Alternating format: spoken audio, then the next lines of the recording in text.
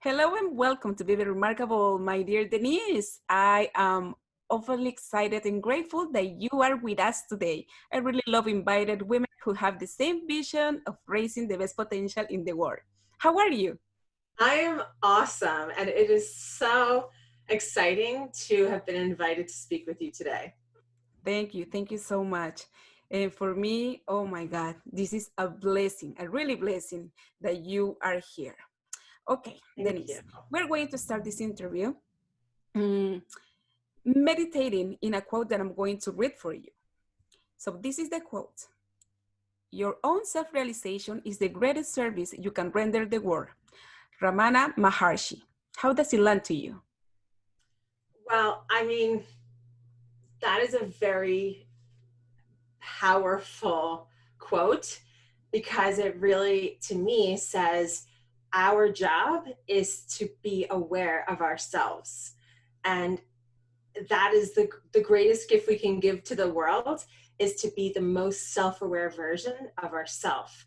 And I think sometimes people think the greatest gifts are the things that we do for other people, like physical things, like let me help you, let me do some volunteer work, let me help my neighbor put away her groceries, let me do something external. And those things are important.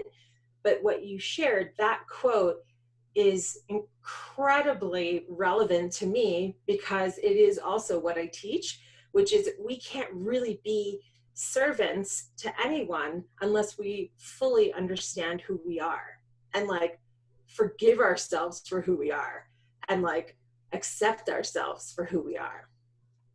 That's really powerful. And how can we start doing what you just said? How can we start knowing ourselves? Well, I think it starts with willingness. I think, again, there's this, I like looking at life like the external life and internal. And oftentimes we look at the external and assign blame or responsibility outside of ourselves for things being the way they are. And if only they weren't like that, then I would be amazing, right? And oftentimes, if we examine the internal, right, and we don't assign responsibility to the external, but we take responsibility for that which we can control, we actually become free. So there has to be a willingness to look inside. There has to be some good reason for me to say, I want to change my life and I want to stop blaming the outside world for the reason why I can't change, right? So for my film, I spent 17 years, 17, delaying making it because I thought I didn't have stuff in the external world, when really all I needed to do was make a decision that I was willing to do and be whoever I needed to be. And that's what set the ball in motion for Project Enye. Wow, sometimes I feel the same. And what kind of awakeness, yes, happened in your life that you said, no, stop. I've spent a lot of time, delaying this project. This is the time that I'm going to do it. What's happened in your life? Well, you know what? I have this idea, and it's not my own. I've heard it so many different times in different ways that eventually, as human beings, we just certain things have an expiration date. And if we have self-awareness, we know when that is. So for me, I talked and talked and talked and talked about a movie I wanted to make one day, someday. It was going to be amazing. It was going to be about the Latino experience in the United States and all the feelings and experiences that people go through. And I was going to validate a generation of people. And I literally, it was my favorite thing to talk about, right?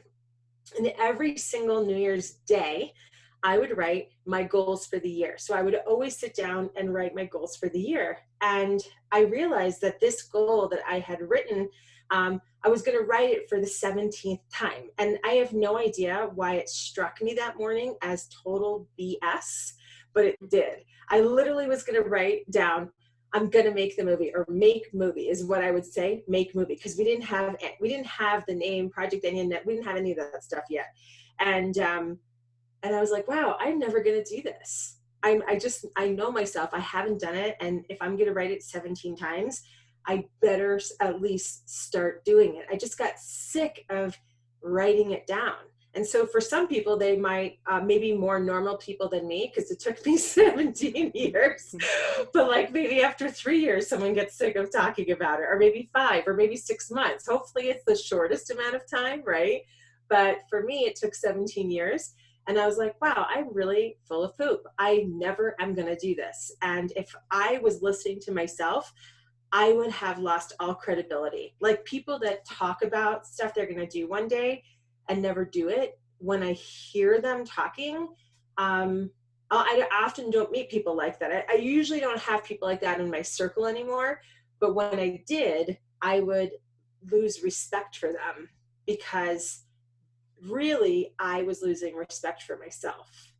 And the 17th time, I had lost all respect, right? So I had no patience for other people talking and not acting, and no patience for myself to talk and not act. So I decided I'm going to do whatever I need to do this year. And what I said was I wanted to make significant progress, because I'd never made a film. I didn't know how to make a film. I didn't know anyone that had ever made a film. I had never read a book. I'd never seen anything, watched a single video, okay? I knew nothing about how to make a movie. So I had no idea how long it was going to take me, but I gave myself a year. And I said, next year at this time, if I haven't made significant progress, I will never talk about this again. And I just made a decision. And it was really out of like desperation to like reach for a life that I believed I could have, but that part of me felt like would never be possible, if that makes sense. And I wanted to give myself a year to try to have that life. And I knew that making the movie was the key to having that life, if that makes sense. Yes, totally sense, because I feel the same when I took the decision to start this podcast. I'm sorry. Yes, and I feel the same. And I have a question about that, because you, as a dreamer, like everybody else, right? You didn't have the resources. I mean, you didn't have the money, you didn't have the people, as you mentioned, right? What did you do first? Because, you know, when you took a decision, there are a lot of people that say, no, but you are going to need more of this. Maybe you are lacking of this. And how did you manage that moment? You know why? Because in Latin America, especially an entrepreneur, there's this thinking about that, the octopus syndrome. That does mean that if you want to, you know, that does mean that if you want to show to the market, you as an entrepreneur, you have to do everything by yourself. Oh, wow. Okay. And I don't think that is good, right? No, not at all. Because you need a community. You need somebody to help you. And so how do you start doing this? I'm just writing. Yeah. I'm just writing this down, because that's a fascinating idea, and I want to look into that. So how did I do it? It's the weirdest thing. Like here's what I know for sure, is that in order to make something happen in the world, first it's an idea. And I know these simple things often are discounted. And so anyone that's listening, listen harder when I tell you this. You are discounting that everything that is physically real in your life started out with a thought. The second thing or third thing was how. But the first thing was the thought, right? And so I just allowed myself to believe that the how would come to me. And some people call it faith. Some people call it divine guidance. I spent a lot of time asking, what do I do now, right? Asking source, God, the universe, whatever, higher power, higher intelligence. And I literally allowed that to guide me, because I knew that as soon as I made the decision, I had the idea, and then I made the decision, and then the how I was going to leave up to something else. Because I think that it's very interesting. People have a relationship to what's possible, and they think that it's whatever is possible in any person's life is like the limits that they put on like the possibility for their life. So here's the thing. If someone doesn't believe it's possible for them to make a movie with no money, no experience, and no connections, then they'll never make that movie, right? Mm-hmm. But if people believe I'm going to make the movie with no money, no connections, and no know-how, they have a much higher chance of making the film. And so it's all about the boundaries of what people believe are possible. And so what I decided to do was believe that something was possible beyond what I could conceive in my mind. And so it's a very important distinction, because people walk around their lives with belief systems about themselves like, this isn't possible for me. I can't do this because I don't have X, Y, or Z. But what they're not realizing is that X, Y, or Z can exist for somebody else just because they believe that it does, and that they're just determined to find it. Does that make sense? Yes, totally sense. It's incredible. You know what? And I thought that you came from that background of filming movies or that kind of things. What did you study? I studied communications. I Mhm. actually went, and so I have a communications degree from Boston University, and I have a half a master's in education, which is kind of funny, Mhm. because part of me wanted to be a teacher. I knew I was a teacher, but not a formal education teacher. So I Mhm. actually left my master's program, realizing this is not my path, and I just have to trust that my path will be revealed to me. I also loved and always have loved psychology and sociology and storytelling. But again, in my family, it really wasn't valued to become a filmmaker, let's say, or an artist. Do you know what I mean? Yes, Like, of course. I guess that's something from all over the world. yeah. So I told my daughters they can do whatever they want. Like my 11-year-old daughter wants a unicorn farm. And I told her, we're gonna mommy's gonna help you, and we're gonna have unicorns there. And literally my mother said, that's not realistic. And I'm like, Mom, don't mess up her dream. Like, she Mhm. wants a farm. We're gonna have unicorns. I have no idea what that's gonna look like. Mhm. And of course, we're going to have to use our imagination. But I will tell you what, kids from all over the place are going to want to come and see these unicorns. I won't rob my daughter of that dream. And I'm going to support her 100%. I just said we have to make sure that it makes money for you. No, of course, and totally agree with you, because I told you before, I work for a Montessori school, and we always encourage kids to dream big. Even if for adults it's okay, are you going to raise unicorns? Really? Okay, it doesn't matter. We're going to figure it out. That's the idea. Uh-huh. That's the idea. Exactly. Exactly. Tell me something. How the people around you would describe what you do? Because you are a multi-passionate entrepreneur. Yeah. I think like people from different, I think people would be hard pressed to probably describe what I do. And so for me, I literally just changed my Instagram to media maker because I would like to be known as somebody that creates media that evokes feelings, that create and inspire powerful conversations that are either led by me or not led by me, mostly not led by me, right? And so, so I think it's important though for the multi-passionate entrepreneur to realize that there is one thing that can literally hold all of the things that you want to do. For example, I love the idea that I, unfortunately not now, but over the last 3 years have been able to be all over the United States and all different places, different cities, tech companies. I've been to middle schools in the middle of nowhere. I've been to universities, to Ivy League schools. And it's all because of the movie that I made, right? And so I got to be creative and kind of create this thing with my creative partner. And then I get to be invited to speak about that thing. And then we have the podcast, so I get to be creative there too. But that's a different type and different kind of expression, as you know. It's a totally different type of expression than a film. And so, and then I have educational curriculum. It's a totally different expression of, of the work. And I feel like I've got something else, but I'm forgetting all the different things that I do.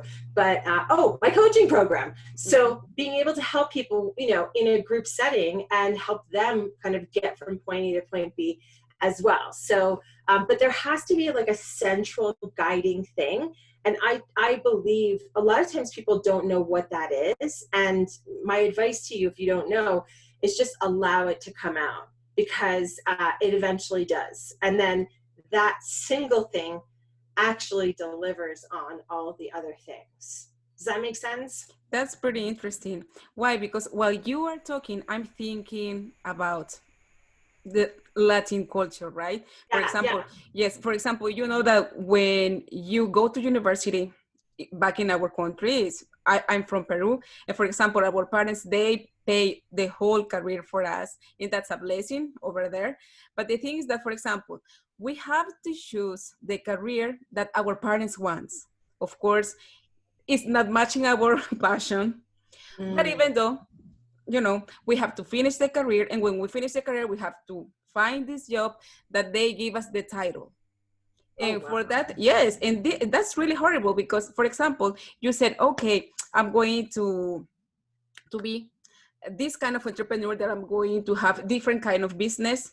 Maybe they are not relating to each other, but there's something that I love, right? But for example, in Latin America, it's really difficult to do that. For that thinking, that I say, no, I graduated from economics, for example, I'm economist in my country, but in here, well, things change. And now I'm here, I'm a preschool teacher, and that's something that I love. But in my country, yes, it's totally difficult. How come economist is going to go and teach preschoolers? That's ridiculous, really.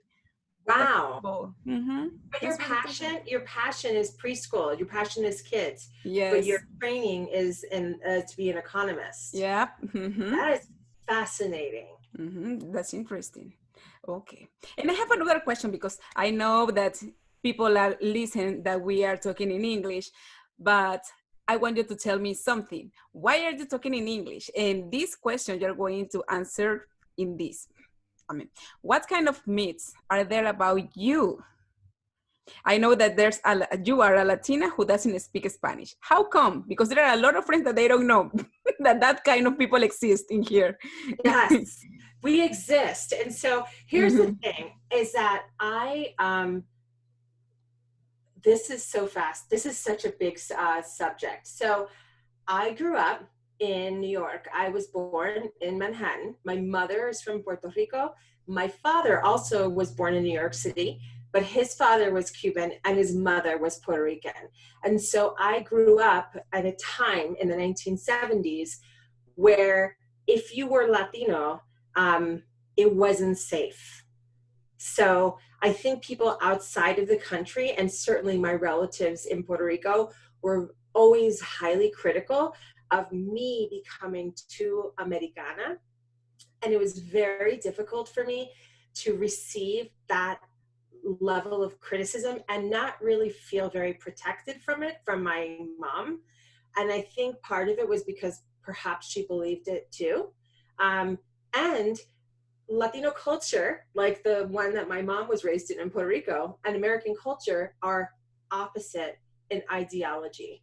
Their value system is 100% in opposition to each other. And so practically, my father wanted to protect us by not teaching us Spanish. I mean, my parents spoke in Spanish to each other all the time. I can 100% understand Spanish. And then my joke is, if I have 2 glasses of Pinot Grigio, I will speak so much Spanish, you won't even know that I can't speak Spanish. That's cool. That's really cool. I speak more like a 5th or 6th grader, but you'll be like, no, she can speak, but you know, I can communicate, I can hold my own.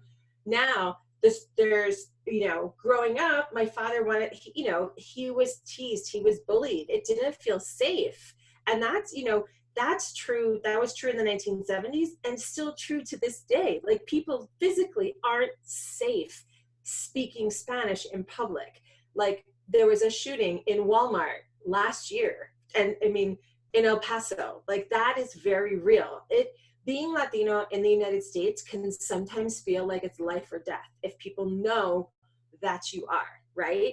So it literally isn't safe. Now, growing up, as soon as people found out that we were Puerto Rican, I'm what's called white passing, because my entire family, I would say, has more of a stereotypical look, Latino look.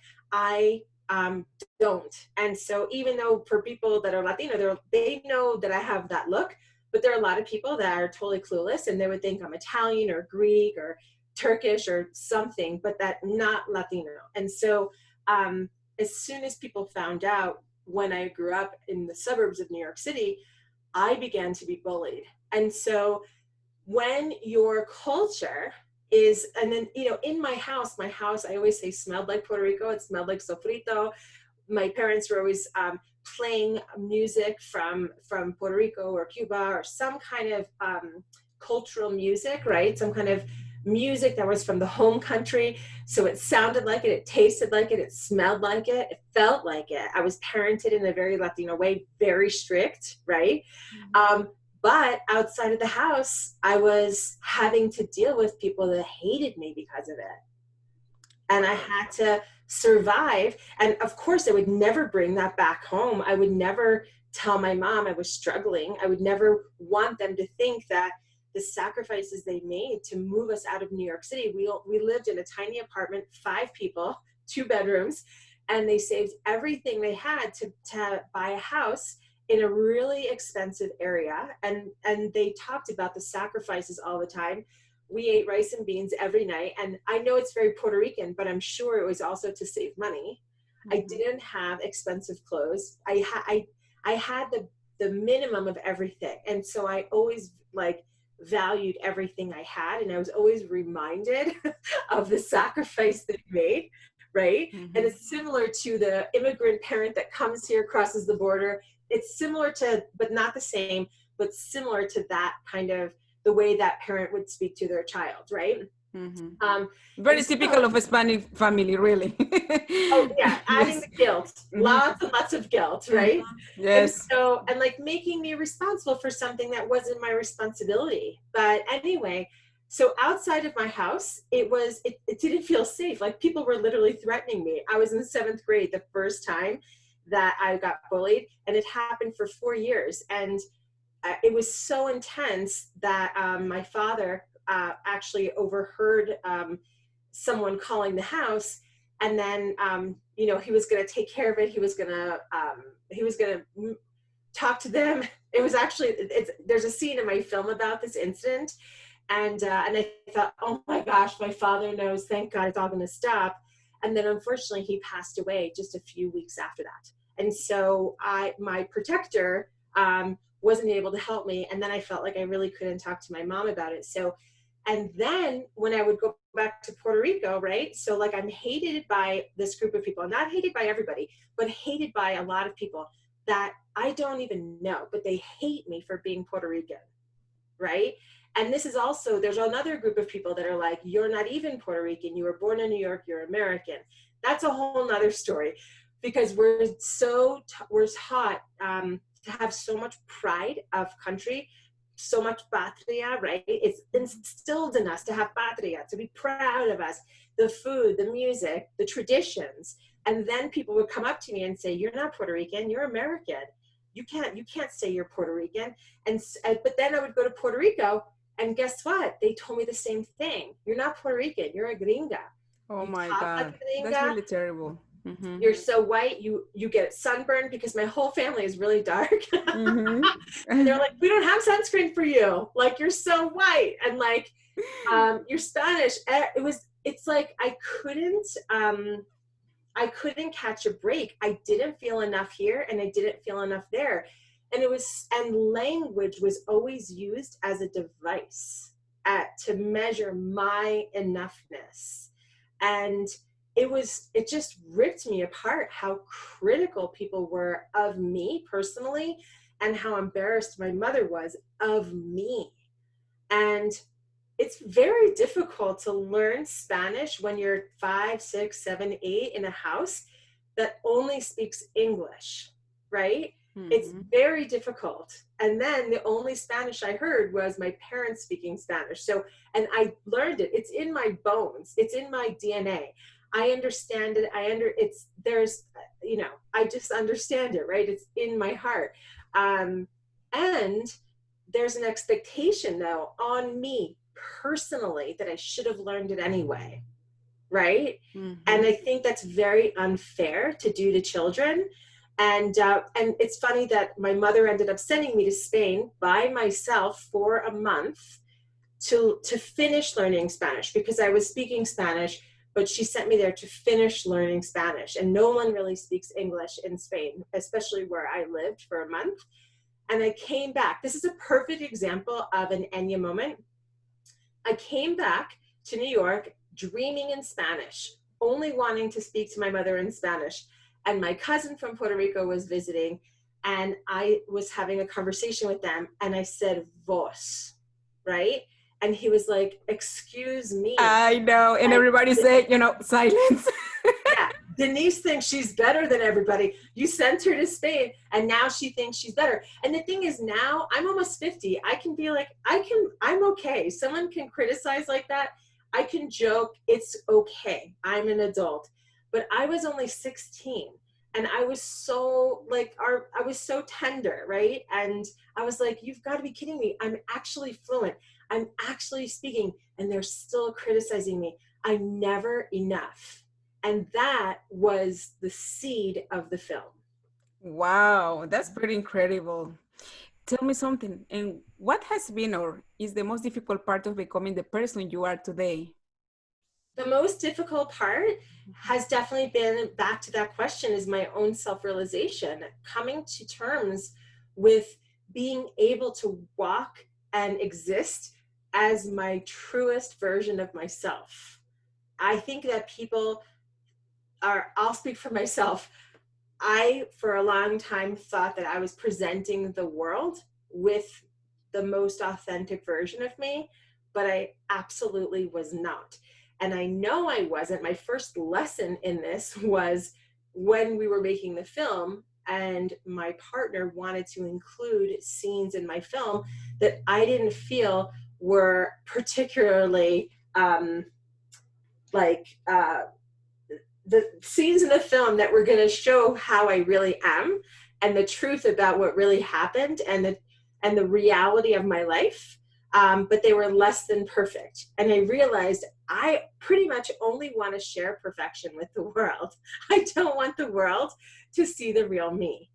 And he has been to the Oscars. He's very, very well-known filmmaker. I'm very fortunate to work with him, right? So I had to trust him and trust that we could tell the story and include these things about me, even though I was super nervous to share them. And what's funny is those things are everyone's favorite scenes. Yes, Are the ones because where I'm right. yeah, because I watched the documentary like 3 times, and I said, "Oh my God, the part that you break is like, Yeah. oh my God, that's incredible. She's been real, really real." I did not want that in the movie. That wasn't even supposed to be in the movie. That was a video for something else. Like, if you watch it, it's like, are they making a movie here? Like, it wasn't even like, at that point, we hadn't even started making the movie. That was a video just for content. And then some of our editors found it and they were like, oh my God, this is so great. And I was like, absolutely not. I cannot have that in there. And I have a question. How did you drop that perfectionism that you mentioned? How did I do it? First, I just had to trust my partner. And also, I'm married to a guy that is, it's funny. My husband is not Latino, but he, in many ways, has like that, like a very masculine kind of way about him. That's kind of Latino, right? And he loves, and I always say he's hard on the outside, but soft on the inside. And he loves my imperfections. That's his favorite part. And so he always encourages me. So I had my husband telling me, no, you should leave it. It's really good. And then I had my partner, who's become one of my dearest friends, say, trust me, it's really good. and then trusting both of them, and then allowing this to be in the movie, and then to realize, wow, everybody loves this, and I know it because they're laughing. And then after the film, people come up to me, and I miss this so much. You know, now that we're in the quarantine, this is like one of the things I miss the most, is being able to meet people that see the film, and then they come up to me afterwards and share with me what the film meant to them. And especially the scenes where they saw that I was my most real self. And I feel like I have an inclination even now to only want to share like the perfect stuff, or the stuff that I perceive as perfect, right? But that's not the good stuff. No one cares about that stuff. They just want the real stuff. But it's still hard to share it, you know? Yeah. But I know that that's what means something. It's not when I'm trying to present myself in another way. No, and that's really incredible. And how do you deal with the criticism? Because I know in one of the parts of this movie, you said that, oh, I don't want that the things that I'm going to say hurt my family. Mm-hmm. Did you receive that feedback after the movie? Actually, it's funny. I did not receive any negative feedback from my family about the movie. Mm-hmm. Like, here I thought, oh my gosh, I don't want them to, you know, get their feelings hurt. Like, I didn't want anyone to feel responsible, back to the beginning of our conversation, for implanting these things, even though they should take some responsibility. They did that, right? But at the time, I felt responsible for their feelings. And I think that, unfortunately, is very Latino. Like, you know, in the United States, it's very self-reliant. People are individuals, but I feel like in Latino culture, especially families, there's no individuality. It's like there's no beginning where the other person starts. Everything is the same, and I'm responsible for your feelings. Right? Totally true. Totally true. A lot of drama.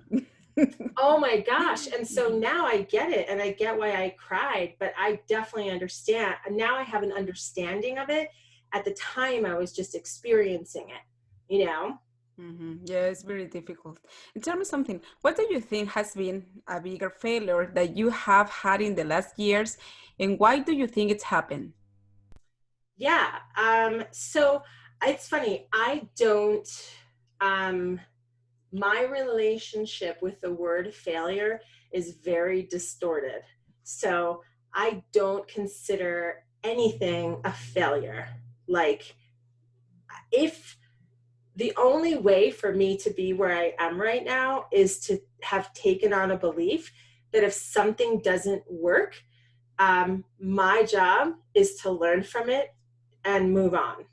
But I don't classify anything that went wrong as a failure, as a way of keeping my mind clean. That's pretty cool. That's pretty cool. Which do Thank you you. think is the most common reason why people fail or stop believing in their projects? I think the most common reason is believing lies that have been passed to us, and from like generation to generation. I think it's very, very hard, especially, and I hate to say it like this, I think it's particularly hard to be Latina and start something new. Like any kind of business venture, it is hard already, right? It's hard for men, white men. It's harder for white women. It's hardest, I think, for Latinas, because there's so many cultural norms and beliefs that fixate us, that have us in fixed positions, ways we should be and ways we shouldn't be. There's a lot of right and wrong, and a lot of this not enoughness, a lot of this passed down belief that we need something outside of ourselves. It's very strange that people in our community believe they want to do something so bad, but they will literally invest $50,000 on a master's degree before they will give themselves permission to do something that they could do today without the degree. But our community values degrees and certifications and anything that seems official and formal above all else, and above our own ability, honestly, to Google is what it comes down to, right? And Yes. so so that holds us back, the belief that I am not enough as I am. And that babies are not born like that. Little kids, my kids, were not born believing that they were not enough, right? But they see it on television. They, you know, people, it's incredible when you listen to how people talk to kids and the things that kids get a chance to overhear. The message comes through loud and clear. You don't have what it takes. And then there's the, what are you going to do when you grow up? All these messages, right? And then there's all these cultural things like an expectation of my daughters to always help and clean up after a meal, right? They're not allowed to go play outside after we eat. They have to take their plate and everybody else's plate and put it in the dishwasher and help clean up when all the boys get to go outside. There's so many things that we're conditioned to believe is our role. And so when we think and have these big ideas about our life, immediately we're like, well, I can't do that, or I would need something else other than what I have right now in order to accomplish that. It's a setup. And so I feel like my job is to say, no, no, no, like you actually have everything you need. And there is nothing else that you need. You can get started today, right? And so my work oftentimes is helping people with their mind, mostly. That's pretty awesome. And I was thinking about the name of your podcast because it's The Selfish Latina, right? So Yeah. do you think that we have to become like kind of selfish, but in a good way in order to reach our dreams? Yes, we can't even, it's so funny when I go into Fortune 500 companies and I do workshops, I do keynotes, and I teach people about ideologies. I teach people about the dominant Latino ideology is collectivism. It values the group. There's a hierarchy. That's why we respect our elders. Catholicism is very, very heavily influenced into the rules of collective thinking, right? And then we're raised here in the United States where self-reliance is the number one ideology, where the single person is more important than the group, right? And so in our way of looking at things, when someone does something for themselves, like even the smallest little thing, they're selfish, right? Like, Yes. you're so And that's selfish. terrible. That's terrible. Oh, it's so bad. And no one wants to be that. Like, no one wants to be that. So we like overdo it. We give and give and give and give. And we're like the biggest martyrs. We will give. I did a video, it's on my Facebook page. And I was trying to make a point. And I said something like, putting your family first is the worst thing you can do. Yeah. And I did a whole video about it. And if you watch the video, I'm really proud of it, right? And I was making a point, like if you don't take time for yourself, guess what? You can't give anything to anybody else. Like just give it a try. Try to live a lifetime. You will resent and hate everybody, right?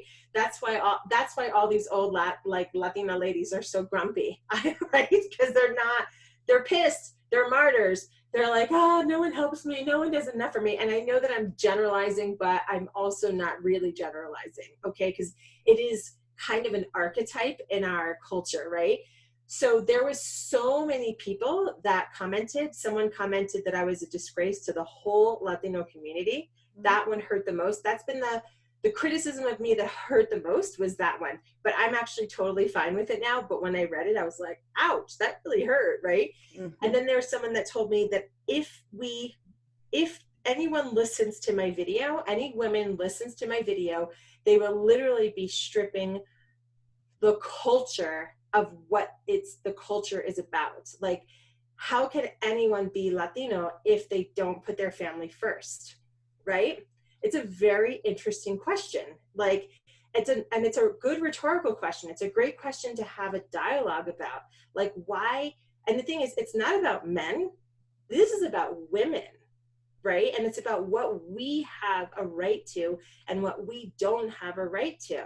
And so we don't get to have our life, especially if we have kids. We have to turn our life over to the kids. And if we don't, we're being selfish. And that's the worst thing that we can be called, right? So the comments in this video are fascinating. It's like a sociology class. I can't tell you how many people responded, Latina women in their 50s and 60s, that were sick. They said they got cancer, fibromyalgia, diseases, like listing off crazy stuff, just saying, listen to her. I did it like this. I put everybody first. I never took care of myself. I always exhausted myself trying to be the perfect Latina mother. And now I'm sick. Like a disproportionate amount of women, and said that over and over again. And then there were people, you know, criticizing me and whatever. But I don't even know. I don't even know what question I'm answering anymore. No.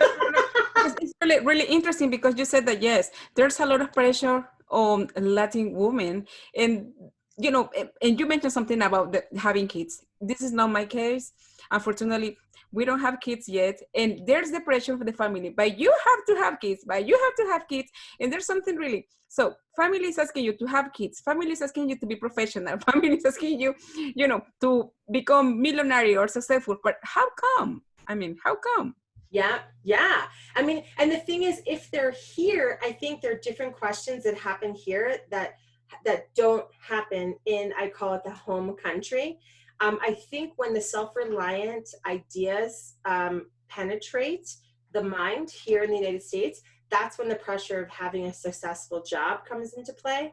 Because I think in like Puerto Rico, it's been totally acceptable for my female cousins to get great degrees, right? Multiple degrees, and not necessarily to have a career, let's say. Like it's really the husband's job to have the career and to be the big provider, but the wife is really there. She's educated, she can, you know, she could get a good job, but really her best job, her most important job is to be a mom, right? And I grapple with that because I love being a mom. I love my kids, and I grapple with wanting a life of my own and wanting to fulfill on this big idea to create and inspire a dialogue about our culture and how it shows up in all the different ways it does here in the United States.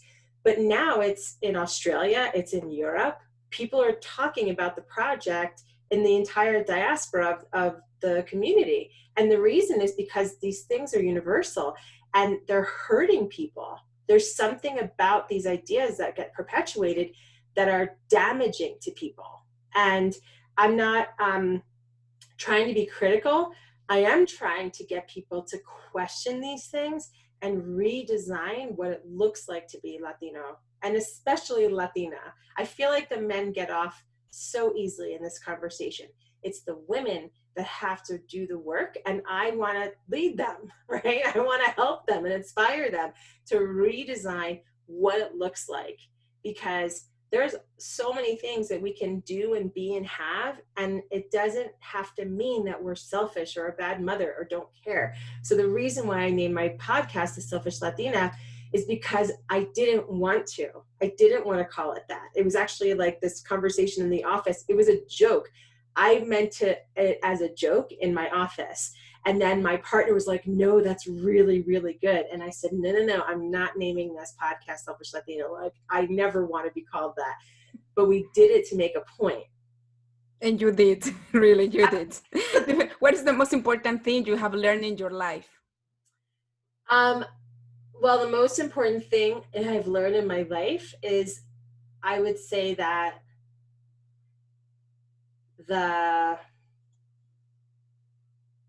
that everything important comes down to love.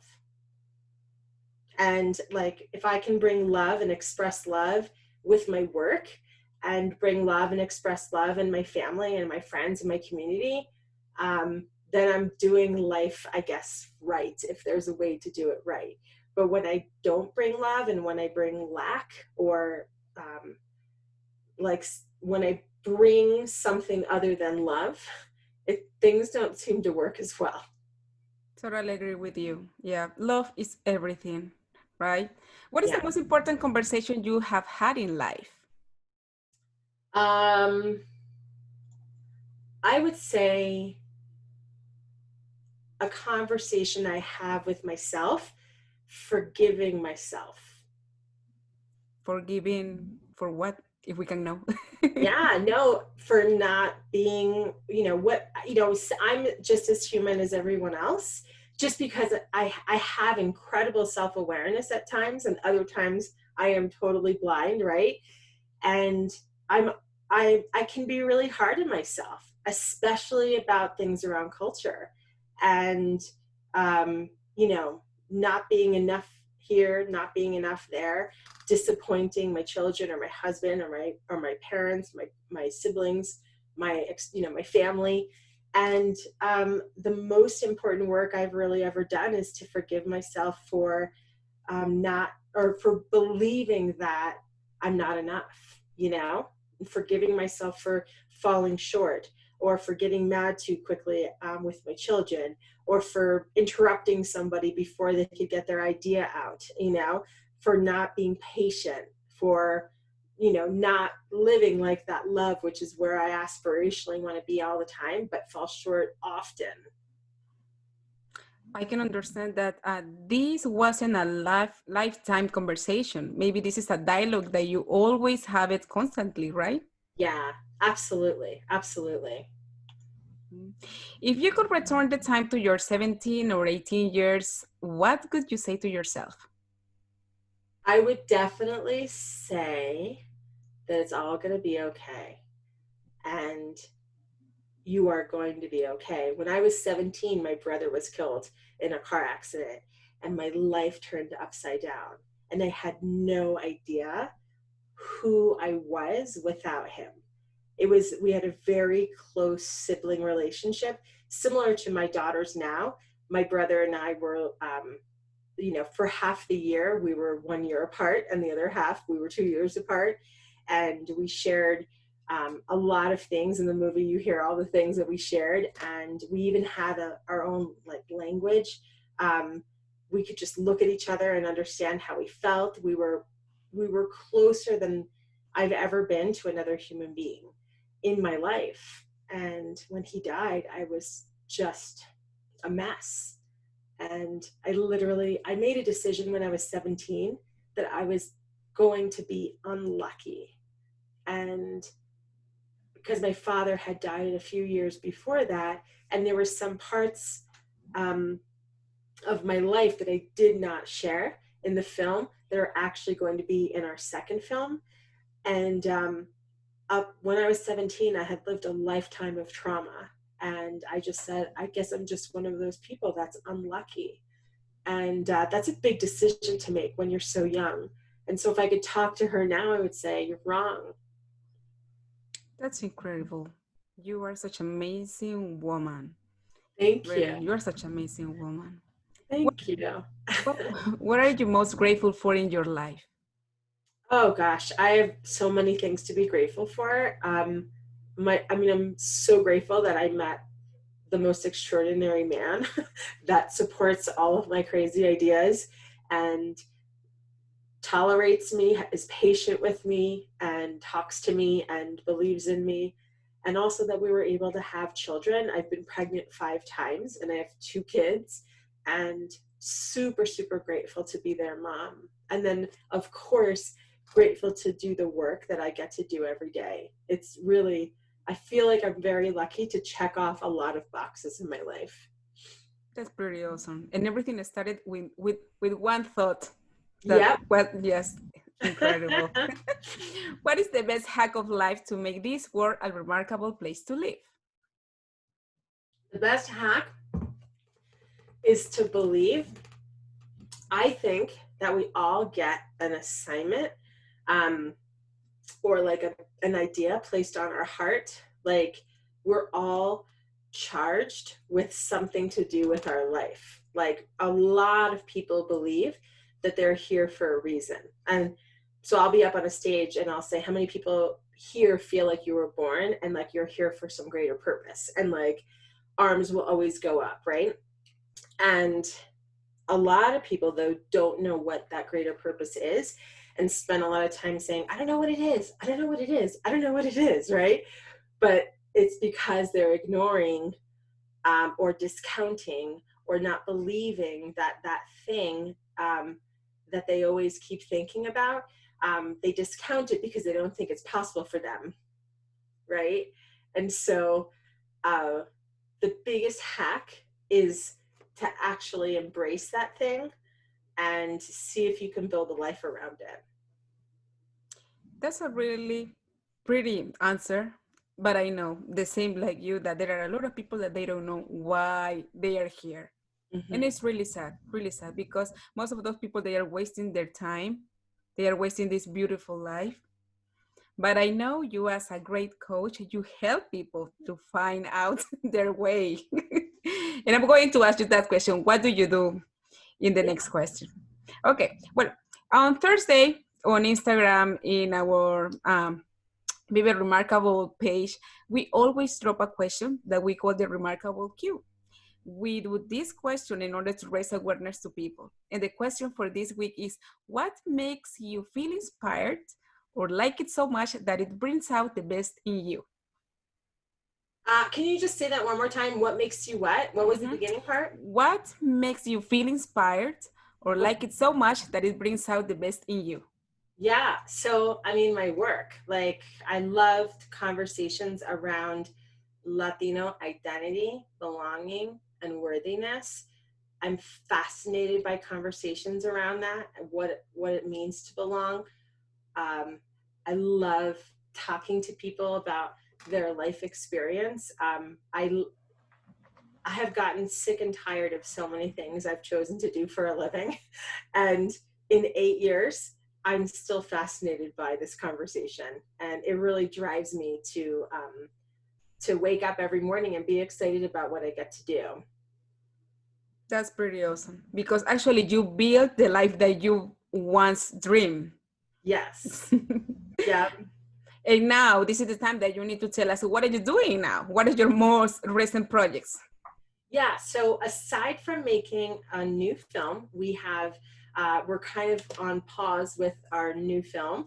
And so since I'm not on the road speaking, which is really what I'm best known for, is traveling and speaking and screening our award-winning film being Enye, I've focused a lot of my attention on two things.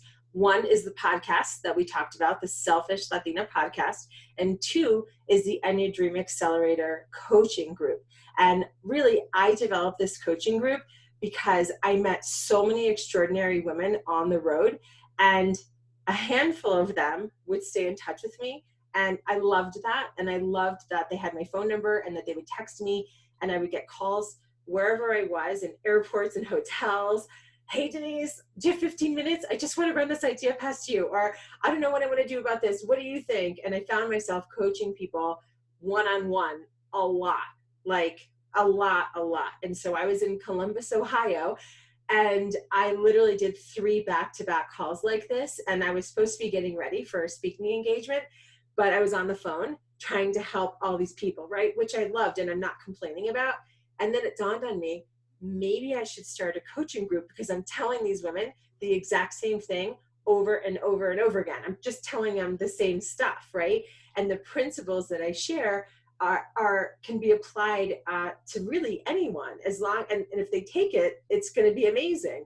And so I decided to launch this program called the Enye Dream Accelerator, and I had no idea if it was going to work. And so I literally posted it in my Instagram stories and said, hey, I'm doing this. If you're interested, send me a DM. And a handful of people said they were interested. And a few weeks later, we launched. It was super simple. And I did a 6-week program, and I realized that there was something there. And there were 5 women that did that program. Now we have almost 40 women in the program. And my goal by the end of this year is to have 500 women in the program. So it's a month-to-month membership. And even though it's open to any woman and people that identify as women, it does have a theme, or I do teach and coach from a Latino perspective. And so since I really deeply understand these ideological challenges that we have that are very specific to our community, I'm able to help people in an additional way, in a little bit more of a customized way, if that makes sense, because I understand and have unfortunately had to deal with a lot of this stuff personally. So we have coaching calls every single month. There's a foundational course that people get to take, which is 5 hours, 5 modules, 5 hours of my very best thinking on mindset and tools that I used to make my film with no experience, no relationships, and no money. And the tools I use to this day as I make my next film, pitch to huge outlets, have a top 100 podcast, and a film that has a budget of $1 million now. My work is never done. And so I'm constantly reaching for my own toolbox from that foundations course. And then the women come into the course with big ideas. The course is really the best for the woman who knows what she wants to do. And it's okay if she's scared. Like, if you're not scared, then it's not big enough, I say, right? So it's best for the woman that's like, I think I want to write a book. Awesome. Then we're going to get your book written. Or I think I want to launch a podcast. Awesome. We're going to launch a podcast. And then there's all these other women that are part of the community that, we attract who we are, right? And so I am my best version of me right now. And so it's exciting that the women that are part of this course, I would call them on a scale of 1 to 10, 10 being highly supportive, 1 being not supportive at all. They're all 10s. So if somebody comes in and says, oh my God, I just got a TED Talk, or oh my God, I just got a call from a huge brand that wants to partner with me, it's like, everybody's like, whoa, oh my gosh, that's so great. You're doing so great. And they just get loved up. So sometimes when you're Latina and you're an entrepreneur, you're dealing with all this stuff internally. And then you have comments from your family that are like, really? What about your kids? Right? Which is the #1 comment from my mother traveling all over the country. Denise, where are you? Oh, I'm in whatever, Sacramento. Who's with the kids? I'm happily married for 15 years. And my mother always asked me, who's with the kids? Right? This is, how typical Latina. When are you coming? How is this affecting them? Are they upset that you travel so much? How long are you planning on doing this? This is every single week of my life almost for 3 years. And so I understand the extra stuff that we have to deal with. And it can be very lonely, right? And so I've created this space where there's just a lot of love and support and strategy and practical tools, right? Because we also want to accomplish things. But mostly it's like the most ideal environment to thrive. If you have a big idea, this would be the place that it would have the highest likelihood to grow and bear fruit. And I can't wait. I just enrolled, really. And yes, and I'm so happy, really. I'm so happy to have you here because I know that these days are going to start the group, the calls for everybody else. So I'm really happy. I'm really happy to have you here. And I know that after a year that it launched all the coaching sessions, right? I'm going to have you, and hopefully I'm going to be much better in my English, in everything, really. You are going to be so surprised. And that's what's amazing. And that's one thing I didn't anticipate is everybody in EDA loves talking on their anniversary. Everybody knows their anniversary. And so when people say, oh my God, this is my EDA anniversary, like someone, they'll usually bring it up on a call, or this week I had my EDA anniversary. And then I'll give them a chance to share, like, tell us, like, I just can't believe everything I've done. And they'll say, I wanted to do this, I did that. I wanted to do this, I did that. But here's the thing, those things never came to them the way that they thought. Like, we think that 1 + 1 = 2 and 4 + 6 = 10. We think that's how the world works. But it does not work like that. Sometimes people ask me, how did I create this whole thing? And literally the easiest answer is magic, because I can't show you how, right?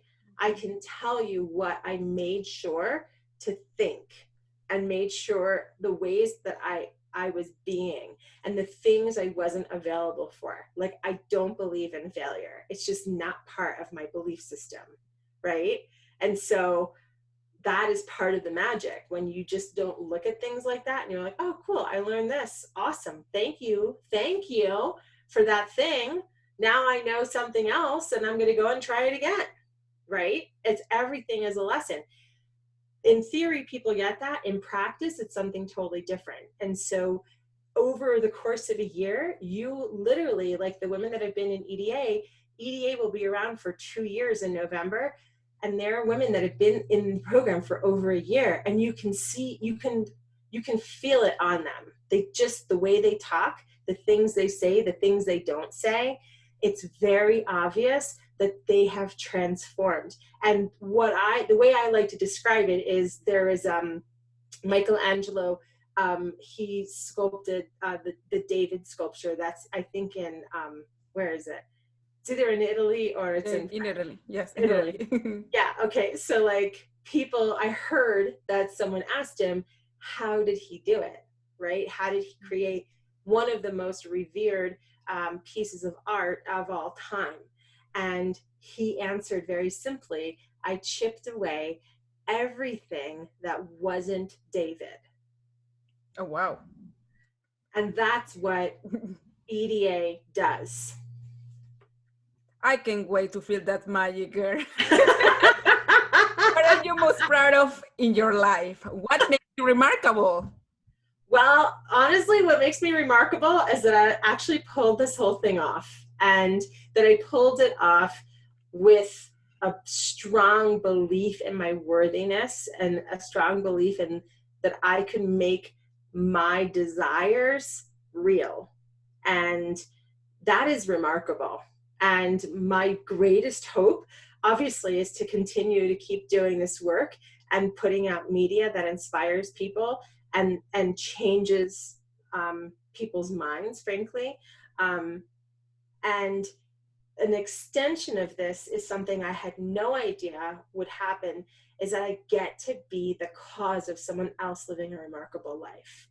That, to me, is bigger than a cherry on top. Like, that is kind of like that mind-blowing moment. Like, if you listen and take my coaching, I can show you all these people who did the same, who are living a remarkable life.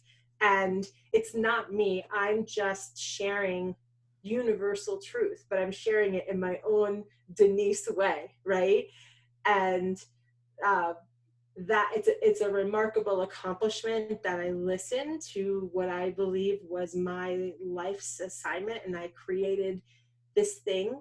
And now I get to teach other people how to do it as well. And they get to live a remarkable life too. Yay! You know, I see you and I see, oh my God, in few years, I want to become like Denise. Ah, that's awesome. That's really wonderful. And when you are ready to cross over to do your things in Spanish, please, I want to be there, cheering you, helping you. You are really, really awesome. Thank you. Denise, Thank you where can we find you? So the best place to find me website is projectenye.com, projectenye.com. And I really spend a lot of time on Instagram, especially in Instagram stories. And so if you want to see the behind the scenes of my personal life and of my work life and the quotes that I love and my, whatever I decide I want to share in a video, that is the place to follow me. And I spent a lot of time creating our posts, and I was telling someone today, literally someone could transform just reading every one of my posts, because I pour my heart and soul out into those posts. So please meet me there. And if you'd like to see the film that started this entire thing, you can find it at projectenye.com. You'll see there's a spot to put your email and you can watch it. And then if you push reply on any of those emails, it goes to my personal email box. Yes, and totally I'm going to share the link in the notes of this podcast also. Thank you. And I have a question. Yeah, before saying goodbye, why Enye? you should have choose A, B, C. But why Enye? Yeah, so Enye, so a lot of people know in the United States, we use words sometimes to identify a generation, and sometimes we use letters. And so there's millennials, right? And then there's Gen X and Gen Y. And so when I was living in Miami in my 20s, I was driving and I had the idea for the film. So I was 26 years old. I had the idea for the film already, but I didn't have a name and I didn't have any kind of framework around the idea. But when I was driving, I heard a commercial, and the voice in the commercial said, "If you know all the words to Kimbara, but you also love Madonna, you're an Enye. If you know how to make arroz con gandules, but you also eat hot dogs and hamburgers, you're an Enye." And it just went back and forth like that. And I remember driving saying, "Oh my gosh, I'm an Enye." And that was the root, was being able to identify not only with being Generation X, but this other part where I felt this duality that I know a lot of people from a lot of different generations experience that duality, and it finally had a name. And so when we decided to create this film and the business around it, we thought we would use that, like this was our logo, and I'm pointing to the logo with the actual Enye with the squiggle on top. And then we changed, and then a lot of people want to know, why is it E-N-Y-E? It's because literally that's the phonetic spelling. So if you look it up, it's E-N-Y-E. So people would pronounce it right? And at the time, I couldn't buy an Enye, like on GoDaddy. Mm-hmm. It just wasn't available. So now I own Project Enye, but it wasn't ownable. They just didn't, just like on Twitter, Twitter, you can't have a handle with an Enye. It just doesn't exist. And we actually tried to get Twitter to change that, but they never changed it. And so anyway, so it wasn't available. And so I made it E-N-Y-E. And then later on, we changed it to an E with a tilde. And so the E stands for the American experience, and the tilde stands for the nod to Latinidad. That's pretty awesome. Really, that's pretty awesome. Denise, thank you so much for coming to this show. We've learned a lot with you, really. And there's no doubt that you are creating something really, really amazing. Thank you again for sharing your love, for sharing your hope for a better world. Thank you. Thank you. This has been really great. I appreciate it.